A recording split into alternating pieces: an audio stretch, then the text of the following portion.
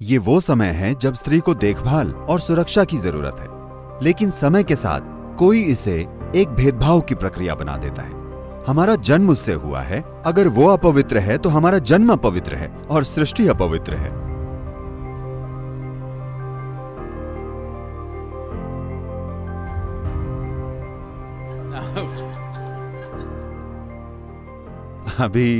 अभी आपने बहुत बड़ी बात कही कि आध्यात्मिक आयाम में पूर्व धारणा है।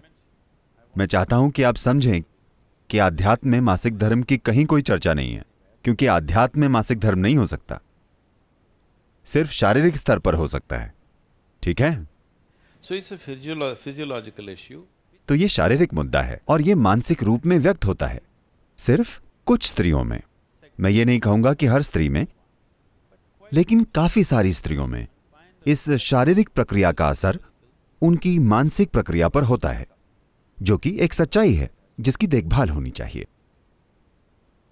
अगर ये सिर्फ इसलिए कहा जा रहा है कि कुछ मंदिरों ने कहा है कि स्त्रियां उन दिनों में प्रवेश नहीं कर सकती, तो आपको समझना होगा कि इसका आधार क्या है।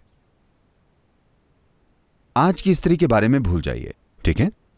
कि उसकी क्षमताएं क्या हैं, कि वो अपने शरीर की जरूरतों को किन तरीकों से संभाल सकती है, ये एक अलग चीज है।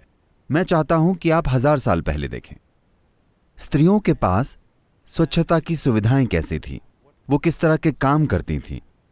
तो इन चीजों के मुद्दे हो सकते हैं, है ना? इसी वजह से उन्होंने कहा था, और सबसे बढ़कर आपको समझना चाहिए कि जिस तरह का शारीरिक काम होता था एक आम स्त्री के लिए उन दिनों में, 15 से 20 लोगों के लिए खाना पकाना, गायों का ध्यान रखना, बच्चों का ध्यान रखना, सब कुछ वो करती थी। ये बहुत ज्यादा शारीरिक काम है। तो जो स्त्री अपने मासिक धर्म की प्रक्रिया से गुजर रही है, उसे 3-4 दिनों की छुट्टी मिलती थी हर चीज से। क्या ये बहुत अच्छा नहीं है?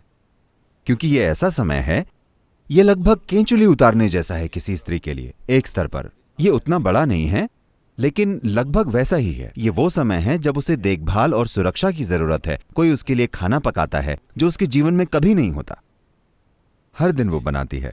उन 3-4 दिनों के लिए कोई और खाना पकाता है, कोई उसे खाना परोसता है। वो अकेली बैठती है, वो ध्यान करती है, गीत गाती है, प्रार्थना करती है।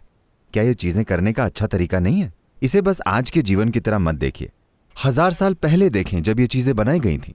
ये स्त्रियों की सुरक्षा का बहुत अच्छा तरीका था, लेकिन समय के साथ कोई इसे एक भेदभाव की प्रक्रिया बना देता है। स्त्रियों को यहां वहां नहीं जाना चाहिए। वो कुछ चीजें बस अज्ञान की वजह से हुई हैं। इसका अध्यात्म से कोई संबंध नहीं है, क्योंकि अगर मेरी मां के शरीर में मासिक चक्र नहीं होते तो मैं पैदा नहीं होता। ठीक है? हाँ या ना? हमारा जन्म उससे हुआ है, अगर वो अपवित्र है तो हमारा जन्म अपवित्र है और सृष्टि अपवित्र है। यह एक मूर्खतापूर्ण विचार है, इस तरह से सोचना भी।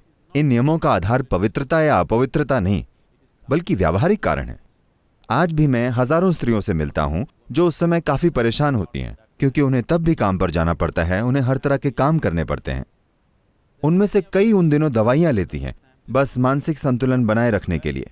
वे निश्चित रूप से आराम करके खुश होंगी। वे निश्चित रूप से हर काम से अलग रहकर खुश होंगी जो वे कर रही हैं।